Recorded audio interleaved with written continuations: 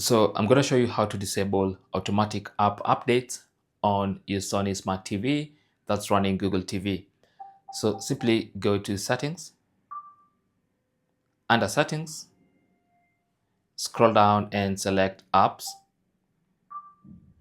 And then you want to scroll down to see all apps. And then if you scroll through the list of apps, at the bottom, you will see show system apps. So select that.